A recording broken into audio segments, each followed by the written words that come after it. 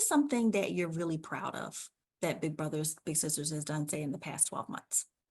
I am really proud of when I first got to the organization, I was a little skeptical about the one-to-one. I know in some Okay. of our communities, particularly in the Black community and definitely the Latino community, there's skepticism around one-to-one. There's also risk, Mm, right? Parents saying, I don't know if I feel comfortable with my child being alone with an adult that I don't know, mhm, right? So there's a lot of trust that parents give us in saying we're going to help keep their child safe. mhm. So I'm glad finally that our organization and our national organization, we've adopted this thing where we call it, instead of one-to-one mentoring, we call it one-to-one plus. And Mm. what we're really engaged in, and we're experimenting with different ways to mentor. We're now doing paid mentorship. Oh, wow. We're doing a small group mentorship, like 4 to 5 kids per adult. And the most exciting thing I'm excited about is we're um, going to be starting this next school year, something called embedded in school model.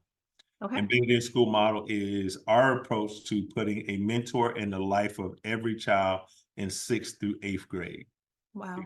And we chose 6th through 8th grade because middle school years is when truancy is the worst, Mhm, right? And so if you can stave off truancy before they get to high school, there's an increased chance that that child will graduate from high school. We know that more than 90% of people in prison don't have a high school diploma. mhm. And so we are combating crime and violence with education. Absolutely. And so we are really focused with this embedded in school model, and we're replicating the success that our Atlanta Big Brothers Big Sisters program has had. And so we're replicating that model here. They've been doing it for 2 years. They have incredible outcomes. And so I was just on the phone with the assistant superintendent of Philadelphia School District, who's really excited about it. We're talking to everyone, the mayor. I did a thing with City Council a week ago.